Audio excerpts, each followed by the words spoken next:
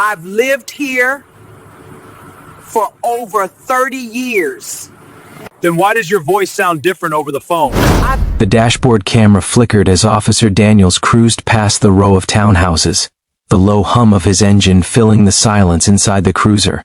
A call crackled over the radio. Unit 42, possible disturbance at 324 Hemlock. Complainant reports verbal argument, no weapons seen. Daniels clicked the mic, acknowledging with a clipped, "Copy that," and let the engine idle. Rain had started in fine threads, slicking the streets in a dim reflection of the yellow streetlights. He parked under the overhang, tapping the steering wheel. Footsteps approached, measured, soft. He saw her through the rain-streaked window first, standing on the porch, umbrella abandoned, her hand gripping a phone. Her hair glistened wet, shoulders squared despite the storm. "Officer," she said, voice steady but faintly clipped. Daniels noted the accent, unusual, refined. He opened the door, boots squishing on wet concrete. "Evening, ma'am. Can you tell me what's happening here?" She exhaled, eyes flicking to the street behind him, then back. "There was a neighbor dispute," she said carefully, "over a parking spot. I called to report the harassment, not this." Her hand rested lightly on the railing. Daniel shifted his weight, eyes scanning her, scanning the neighborhood. "I need you to step aside, ma'am. Mind if I ask your name?" His tone was soft but edged with authority, practiced. "I'm Judge Simone Caldwell," she replied, slow, deliberate. The name lingered in the rain-heavy air like a dropped coin. Daniel's head tilted, subtle, but his posture didn't change. He heard the name before the brain caught the weight of it. Caldwell. "Okay." He nodded once, fingers brushing his belt. Rain pelted harder, pattering against the brim of his hat. He crouched slightly, voice lowering. "Do you live here?" "Yes." Her eyes narrowed fractionally. "I've lived here 30 years. That's my apartment." She gestured upward. Daniels noticed the faint quiver in her jaw, controlled but present. He glanced back at the radio. Static. Murmurs from dispatch. "Unit 42, status?" Daniels muttered. She didn't move, didn't flinch. He could hear the leather of his seat creak as he shifted closer, sidearm hidden but presence obvious. "I need to see some ID," he said finally, voice still calm but firm. She reached slowly into her bag, pulling out a wallet, handing over a card. His gloved fingers brushed it, eyes flicking over the credentials, then back to her. He paused, inhaling. "This doesn't match the voice I heard over the phone." The words were casual, almost conversational, but the subtext was heavy. She looked at him, lips tightening. "Excuse me? Your accent." Over the phone sounded different. "I need to verify." He tapped the card, glancing between her eyes and the ID. Silence hung. Rain drummed. A distant dog barked. "I'm still the same person," she said quietly. "My accent hasn't changed in decades." She didn't step back. Daniels could feel the weight of her gaze. Firm, almost judicial. He blinked, then adjusted his stance. The radio crackled again, dispatcher's voice clipping in. "Unit 42, please advise. Complainant still on scene." Daniels ignored it for a beat, letting the tension build, hands resting lightly near his belt. "You need to come with me," he said suddenly. The words weren't raised, but they cut through the drizzle. "I need to run a few checks." She shook her head, slow, deliberate. "For what?" He paused, lips pressing thin. "Identification concerns. Verification." "Step to the cruiser." He motioned. Her eyes flared, small, precise sparks of indignation. She took a measured step back. "This is unusual," she said, tone clipped, each syllable deliberate. "I'm a U.S. citizen. For 30 years. I have identification right here." She lifted the card again. Daniels hesitated, sensing the moment stretching too thin. He spoke slowly, voice low, measured. "Step to the vehicle. I'm asking you." Calmly. Her lips pressed tighter. He saw the micro-expression, a flicker of disbelief, an almost imperceptible lift of her eyebrows. The silence in the night expanded, punctuated only by the rain, distant tires, the faint hum of neon. She didn't move. Daniel's hand twitched near his holster. His heartbeat was steady, his eyes unblinking. "Ma'am," he said again, more insistently, "step to the cruiser." A pause. tiny tremble in her hand as she clutched her wallet. Then she did, slow, deliberate, measured. He noticed the sway of her coat, the faint smell of rainwater and leather. Each step seemed loaded, charged with unspoken defiance. As she reached the cruiser, he gestured to the back seat. Turn around, hands visible. She did so, fingers brushing lightly against the doorframe. Daniel's eyes traced her movements, precise, controlled, trained. There was authority in her posture, unspoken, unyielding. He radioed in. Unit 42 on scene, running verification. Subject compliant for now. Dispatcher's response was clipped, automatic. She heard the crackle. Her eyes flicked to the mic, then back to Daniels, unreadable. Anything else I should know? Daniels asked, voice tight but calm. She shook her head. The rain fell heavier now, pooling on the pavement, forming streams down the gutter. Each drop seemed to magnify the tension. He moved closer, voice low. You understand I'm just doing my job. She nodded faintly. Yes, she said, eyes level with his. But I've done mine for decades. I'm a judge. I've upheld laws you might not even know exist. The words weren't boastful. They were factual, delivered with a calm authority that hung in the humid night air. Daniels froze for a heartbeat, micro-adjusting his stance. The weight of her words filled the space between them, heavy, palpable. He gestured toward the cruiser, but she shook her head.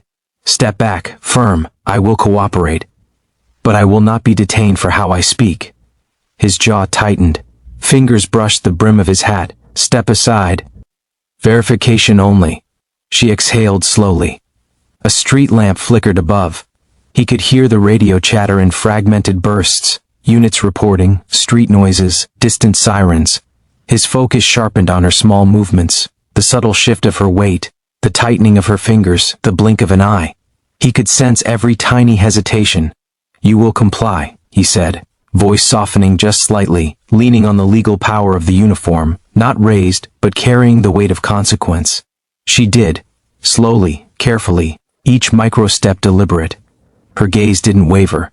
Daniels could feel the tension rolling off her in slow waves, unspoken. The cruiser doors opened, rain hissed on the metal. He reached out, guiding her to the seat. She didn't resist but didn't ease into the movement either.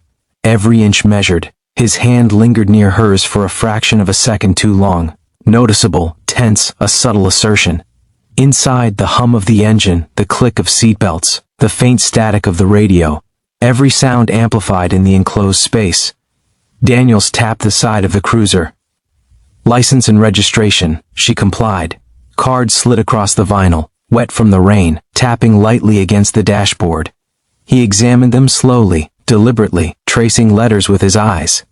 Rain streaked the window beside her, distorting the amber streetlights into elongated streaks, as if the world itself had tilted. A long pause. Silence heavy enough to swallow sound. Then Daniel's radio buzzed, sharper, dispatcher's voice urgent, clipped. Unit 42, suspect match on outstanding alert? Daniels froze. Micro-expression, brief flicker of doubt. He glanced at her, then back at the radio. No matches, he muttered, more to himself than anyone else. The words barely left his lips before he caught himself recalibrating. She had noticed the pause. Her gaze sharpened, subtle, almost judicial. Daniels exhaled, slow. All right, he said finally. You're free to go. Thank you for your cooperation. He opened the door. Rain splashed in, striking her coat. She stood, brushing off the water. Eyes locked on his for a final, measured second.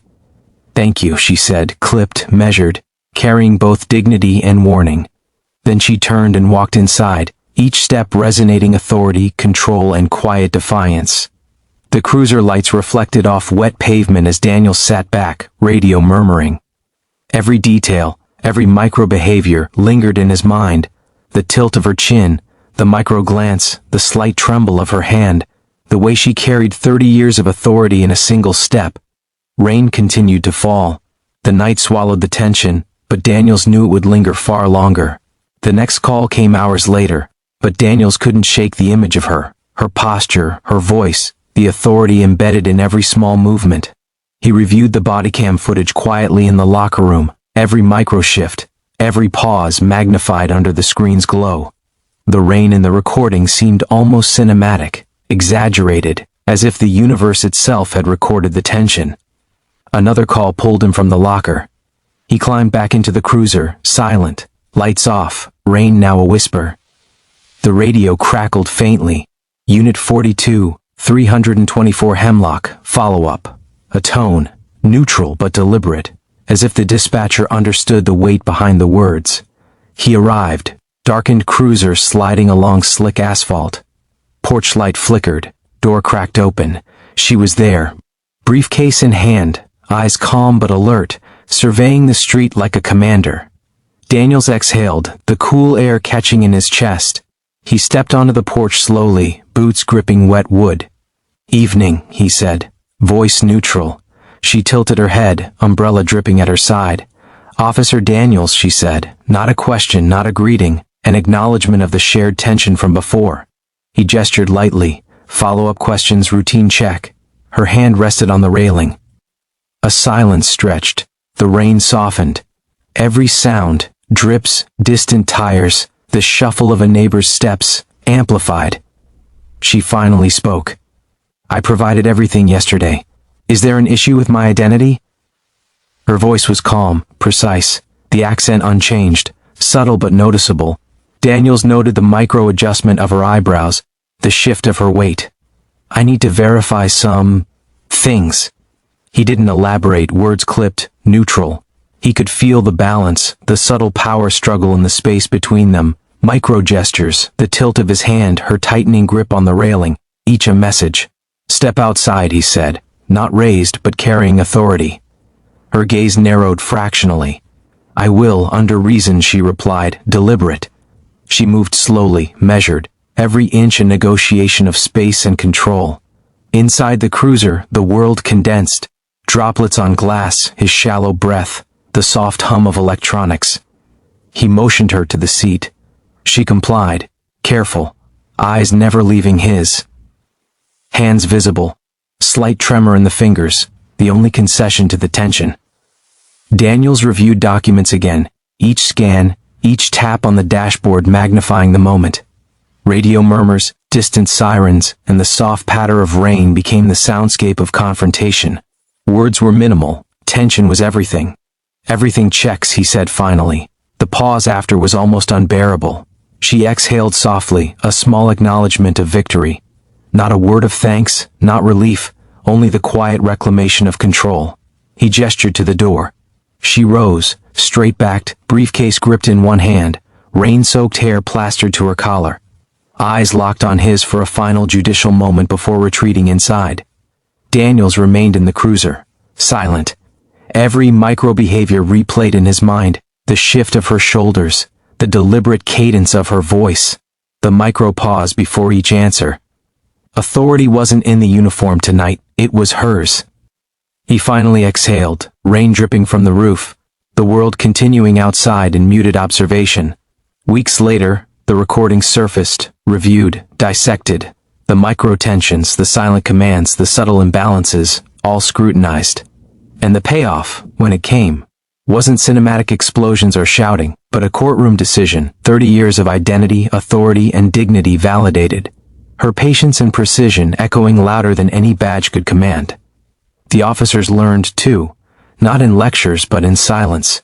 The rain-slicked streets kept their secrets, the ambient hum of the city recording each micro-gesture, each tiny assertion of power, each moment where tension bent but did not break.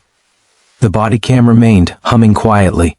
Daniels watched it again, this time noting the respect in the pauses, the subtle acknowledgement of authority beyond the uniform.